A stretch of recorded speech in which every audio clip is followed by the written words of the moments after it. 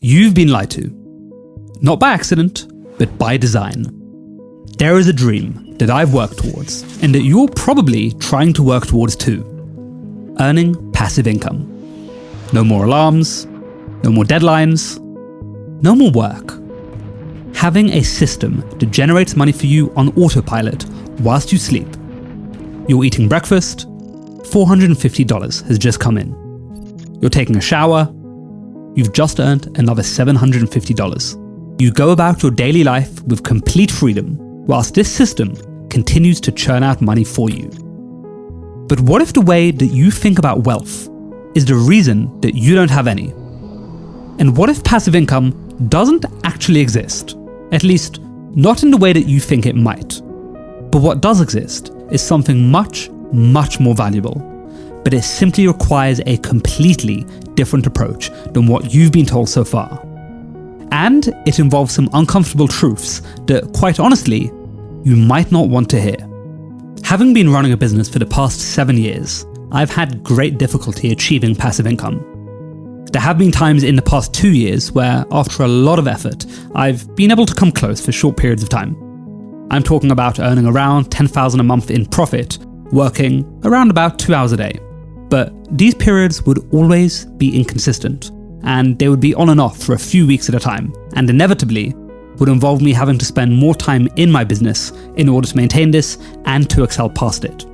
And due to the nature of my business, I also work predominantly with other business owners, running their marketing and running their websites, from health clinics in the UK to big e-commerce brands that are doing over 20 million a year. Across over 100 clients that I've worked with, I have never seen a single one of them earn true passive income. They are all involved heavily in their business. Every single one of them. Now, does this mean that we are all just crap business owners who are missing the secret knowledge to passive income? Maybe. I myself certainly have a lot to learn in the world of business, but I also understand the reality of passive income and the allure of aiming for it. In fact, I believe that the desire for passive income is something that is ingrained in our DNA. It's ingrained into the very fabric of our existence, but most people are completely out of touch with what it would actually take to achieve true passive income. And they're also completely out of touch with what a realistic approach looks like to even get close to it, which is what I'm going to be covering in a lot of detail in this video. But I think to truly understand passive income, we need to first understand the idea of where passive income first came from. Many people think that the concept of passive income was introduced by Robert Kiyosaki in his book Rich Dad Poor Dad, and they are very, very wrong. Now, there's no doubt about it. Robert's book introduced concepts such as passive income and cash flow into mainstream society and into everyday conversations. And of course, his big message was stop working for money and make money work for you. And for the very first time, the average person believed that they could actually escape the 9-to-5 and build assets that generated them income whilst they slept. But passive income was around long before Kiyosaki ever mentioned it, and its roots go much deeper than you've likely ever thought about. To get a proper grasp on passive income, we first need to look back into the past where we were hunter-gatherers. Back in those good old times, we were hunting for food. Every calorie that we burned needed to count. Every bit of energy that we spent needed to bring back a tangible reward, whether that was fresh meat, safe shelter, or a clean water source. And those who conserved their energy and maximized their returns, naturally, those people survived. That's why you're here watching this video today. Those who wasted their energy on pointless efforts, well, they're not our ancestors. This instinct to get maximum reward for minimum effort is literally coded into our DNA. There is a reason humans always look for shortcuts and quick fixes and anything that can minimize having to use unnecessary energy to achieve a result. And you don't have to look that far back to see people achieving passive income in a very similar way to how we achieve it today. If we go back just 1,000 years to feudal societies, we see that land was the most valuable asset. The landowners did not work the land themselves. The peasants worked the land, growing food, raising livestock, and building infrastructure, and they would pay rent, regardless of how much work they did. The landowners earned passive income. Or you could look a little further forwards to 1602, where a company called the Dutch East India Company, they shipped spices and tea and other goods across the world, became the very first company to sell shares in their business to private investors. For the very first time in history, ordinary people, merchants and individuals with a little bit of wealth, could own a piece of a company and actually make money without doing any of the work themselves. And as a result of this, people became insanely wealthy, generating huge amounts of passive income. Now, this is going to tie into something very significant that we're going to talk about in a moment. But back then, passive income wasn't a term that was used. The concept existed, but the word did not. This was until a guy called Henry George, an economist, actually introduced the idea to society in the 1800s, coining the term unearned income, which today we of course know as passive income. He noticed that the richest people, surprise surprise, were not the ones working, but they were the ones that owned things, particularly land, and that the most successful people among us made their money whether or not they worked. Now, the name unearned income actually ended up influencing economic thinking for generations, leading, of course, to the launch of Robert Kiyosaki's book in 1997, which happened to come at the exact same time as the dot-com boom, and this changed everything. Suddenly, you didn't need a fortune to start generating passive income. You didn't need to buy an apartment building or invest millions in stocks. The digital world opened up entirely new possibilities, and the barriers to earning passive income weren't just lowered, they were practically demolished, and an entirely new type of real estate opened up. This was digital real estate. A website, much like an apartment block, became an asset, and with the right approach, websites could be built, and without even selling any products, they could be ranked highly on Google and generate tens and tens of thousands a month in ad revenue from Google AdSense or even from affiliate commissions. Now, we're going to cover this a little later in a lot more detail, but this final straw actually solidified the goal of passive income into people's minds like never before. Suddenly, achieving passive income was actually a realistic possibility for those who were just a little bit tech savvy and knew what they were doing. With many people growing up in a world of economic uncertainty, watching their parents struggle with traditional jobs, and the rising costs and stagnant wages that they were experiencing, the idea of passive income streams actually felt necessary, and ironically, people actually started working harder than ever in the pursuit of not having to work. The passive income dream had evolved into something much bigger. It wasn't just about making money anymore. It became about escaping the 9-to-5 grind. It became about building a lifestyle of freedom, about taking control of your financial destiny. But there's something that most people miss about this entire evolution. The concept hasn't actually changed. From Henry George's observations about land ownership to today's digital gold rush, it all comes back to the same idea: building systems and assets that generate value without your constant input. So, if passive income is so ingrained in our DNA at a primal level, then what part of it is actually a lie? If it's been spoken about since the 1800s, then surely you and I can earn passive income as well. There must be a way. It is, of course, our destiny after all. And you're right, there absolutely is a way, but it isn't the way that you think. The truth is that passive income actually exists in a spectrum. Right at the beginning, outside of the spectrum, is active or linear income. This is the type of income that you're likely earning right now, where you have a job and you're exchanging your time for money. You are paid by the number of hours that you work, but right outside of this, we actually enter the realm of passive income, which is broken down into 3 very important segments. Now, most people want this, right here, the end phase, which is true passive income. But they completely miss the 2 segments that come before this, which is actually where the real opportunity lies. So let's start with passive income and then work our way back to the others, since passive income is, of course, the end goal. Let's define true passive income as obtaining a livable income, so not earning $100 a month passively. I'm talking about earning a livable income that actually gives you freedom in life without any ongoing work after an initial investment. This is, again, after all, the lie that most people believe is an achievable reality. Now, I'm going to say that a basic livable wage that allows for freedom, a bit of travel, and taking care of loved ones is going to be in the range of $5,000 a month, or $60,000 a year. Now, in some areas of the world, this is going to take you incredibly far, living in the US or the equivalent of £4,000 in the UK. This is also doable, of course, depending on the city that you're in. So if you want to earn this without lifting a finger, believe it or not, there is a secret formula. And this formula can be applied to two main vehicles of passive income generation. So let's start with the first one, real estate. Most residential properties will give you a profit of around 4 to 6% per year. It can even be 2 to 3% in some areas. And this is of course after deducting all expenses, since you want this to be an entirely passive venture. So you're going to need to factor in a few things.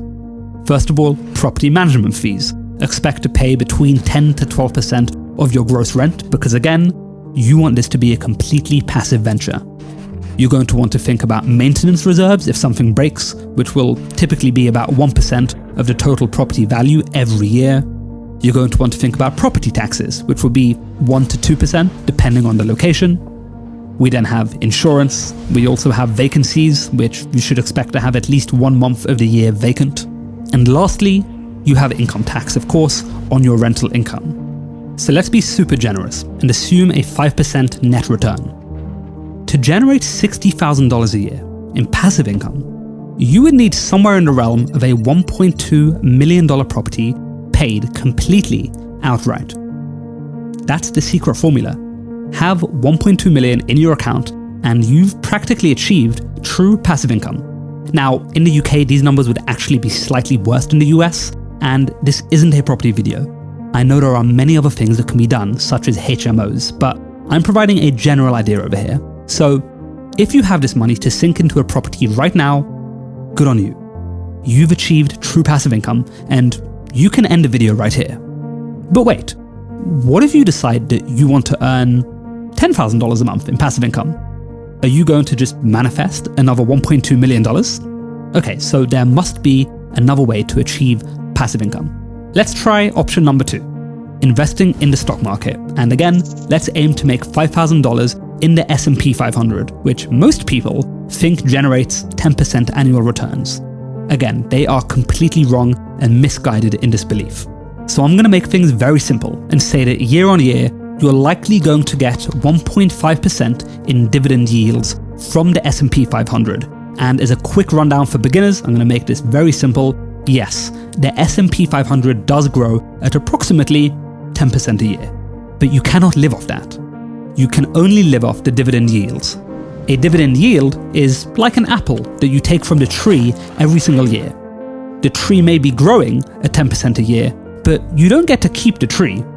If you want to get some of that 10%, you need to now cut off and sell pieces of your tree, aka you need to sell your shares. And you don't want to do that since you're looking to maintain your passive income of $5,000 a month. So, congratulations. You need $4 million invested and you're happily going to be making $5,000 a month in true passive income. And again, before you say, Sean, there are high dividend stocks to invest in that can bring it up to 4%. Great, let's assume you're correct. You still need $1.5 million invested. So nothing much has actually changed from investing in real estate, which leads us to a very logical conclusion. Passive income is not a way to get rich, it's a way to stay rich. But there is a much better way, and this is going to lie in one of the 2 remaining segments that we're going to talk about that come right before true passive income. So let's look at this segment right here, the one that comes right after linear income, as it sets the stage very well for what we're going to look at in the next segment. This segment is called semi-passive income, and there is a major difference between this and passive income. Semi-passive income involves something that realistically requires significant time to build, and time and skill to maintain, but it's going to pay you consistently as a result of that initial effort. Now, there is a very obvious reason that this is a step further away from true passive income than what we're going to talk about next, but nonetheless, it is a huge step up from linear income. So let's look at a few examples that I personally have experience with, and the most obvious one is what you're watching right now, a YouTube channel. You record videos, you spend time on ideation, filming, editing, launching, and preparing the next video so that your channel doesn't die. But once a video is filmed, it will continue to accumulate views and ad revenue and ideally even clicks to a product that you sell or a service that you offer. And there is an element of passive income here, but it's semi-passive income because of the initial work and the continuous work that you need to put into it. Now, there is another example, which is actually something that's very, very closely related to an industry that I operate in, and that example is affiliate SEO. Time will go into creating a website, reviewing products, writing incredible content, and ideally ranking that content highly on Google. And over time, those articles on Google are going to generate clicks, and people are going to be buying products from that site. They're going to be taken to the official website to make that purchase, such as Amazon, and you are going to achieve affiliate commission. Now, you're going to need to maintain it, you're going to need to deal with algorithm updates and losses in traffic, and you're going to need to continue to populate that website with even more content. But it works, and there's people I know that have earned hundreds and hundreds of thousands a month from this. Essentially, anything where you have to put in initial effort and it generates continuous income for you, such as digital products, templates, courses, anything such as that, these are all forms of semi-passive income. But there is a major problem with this. It's you. Your YouTube channel will die if you stop making content. Your website will die if you stop writing articles and keeping on top of the algorithm updates, and your course, if you have one, will be outdated and not actually useful to people if you do not continually refine the content. Now, don't get me wrong, this is definitely better than trading every hour of your day for a set amount of money, but the final segment that we're going to talk about is actually going to take you as close to true passive income as humanly possible, and it is actually very realistic to achieve. The name of this segment is leveraged income, and this is where the game completely changes. Leveraged income is where you remove yourself from the process. Instead of doing the work, you build a system that does the work for you. It's not passive income, but it is the closest thing that you can actually control. Now, if you try to achieve leveraged income the wrong way, you're bound to fail, and it's going to go very, very wrong. So we're going to talk about the right approach to achieve leveraged income in a moment. But first of all, we have to look at the fact that leveraged income itself is a sliding scale. True leveraged income means that you don't actually need to be there for the machine to keep making money. An easy way to think about this is to ask yourself, if you stopped working on a project, would your income continue to grow? If yes, then it's true leveraged income. You can also ask yourself, does scaling require more work from you? Once again, if not, then it's leveraged income. And are you the bottleneck to the business? If not, then once again, it is leveraged. However, true leveraged income takes a lot of skill to get to, and I myself am not even close to it. I would put myself somewhere a little bit further back, in a place of semi-leveraged income. I provide marketing and web-related services to a range of clients across the UK, and I also provide coaching to freelancers, teaching them how to scale their businesses. I have a remote team that does most of the work, alongside several contractors that also help me out when the workload increases. Now, I can step away from the business for periods of time, and it will continue to operate. But ultimately, I still need to be there to manage my team and ensure that the quality control is there. I need to interact with clients, and I need to lead the business to grow. Each of these areas that I'm involved in could technically be further leveraged by hiring even more people to fill those gaps, which would lead to me completely removing myself from the system. However, as I mentioned, this is something that takes a lot of time to do, especially if you want to do it right, which is why it is a process, it is a ladder that you need to climb. Now, the amazing thing is that leveraged income can actually be applied to the exact same things that work for semi-passive income, but you would need a little bit more of an entrepreneurial mindset. For example, a YouTube channel where over time, you remove yourself more and more from the process of editing, script writing, uploading, ideation. If you leverage the skill sets and the time of others, you can cover each of these bases. The amazing thing is that some people actually remove themselves entirely from the process by creating a faceless YouTube channel, which makes it 100% leveraged. Again, this is not easy to do, but it is possible. You could also look at an affiliate SEO website. This can be 100% leveraged. You could hire a team of excellent writers that produce the highest quality content. You can have a manager that adheres to the strictest quality control and that can plan the direction of the articles. And you can also hire web builders who will actually go ahead and build all of the pages. As I said, this can essentially become 100% leveraged, and this is what others have done, such as a guy called Brian Lamb. You might have heard of the website The Wirecutter, he ran it. It's more or less an affiliate SEO website, which ended up being sold to the New York Times for $10 million. Now, in my opinion, the easiest form of leveraged income is with services that you can provide to clients, which is of course a massive focus of what I teach my students who are looking to better monetize their skills, charge more, and ultimately remove themselves from the process of service delivery. At a certain point where you're earning enough money, you can take a little bit of a pay cut and hire remote contractors to handle a lot of the elements of the service delivery that you don't like doing, or even all of the elements of the service delivery, so that you can focus on sales. And this process of making your service as leveraged as it can be allows you to very quickly excel past your prior income level. Now, for those of you who want a breakdown of exactly how this is done, I've put together a completely free worksheet for you in the description of this video, which will give you some very actionable steps on exactly how you can start doing this in the next 30 days. But the premise will always remain the same. You start out earning linear income like everybody else does, working a 9-to-5 job. You learn high income skills, and then you either provide those skills to businesses and bit by bit you crawl the leverage ladder, just like I'm doing, removing myself from the process. Or you start your own project with your skills, and once again, bit by bit, you crawl that leverage ladder until ideally you build something that is completely scalable and doesn't 100% rely on you being there. And shock horror, guess what? That's how most businesses around you operate. Look at Elon Musk. He is not inside the Tesla store trying to sell you a Tesla. He's created a leverage system. And of course, this is the foundation and the premise of every business that you've ever looked at. Generally speaking, the more hands-off an income stream is, the greater the capital requirement is needed to actually get a return. Ultimately, there is no single correct place on the spectrum of passive income. What really matters is aligning your goals with your resources. Of course, your resources being your money, your skills, and the time that you have available. What you're likely going to do is have a blend of multiple different approaches until the scale tips and you're eventually able to make more and more leveraged income, which one day in the future might turn into passive income. You keep a job for linear income to generate some immediate money for you to live off. You then work on a semi-passive income side project.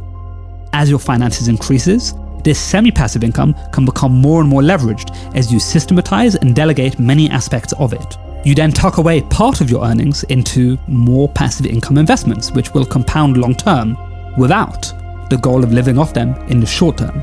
But I'm going to disappoint you and tell you that the truth is that there is no quick win. As I mentioned earlier, if you want to get a full action plan on how you can take the skill set that you have and turn it into something that is leveraged in the next 30 days, have a look in the description. I've added a link to it over there. I hope you walk away from this video with a very realistic view on what it actually takes to achieve any degree of passive income. And whilst it may come as a reality check, it's better than walking through life with a very naive perception of what's involved to achieve any sort of financial freedom. I'll see you in my next video.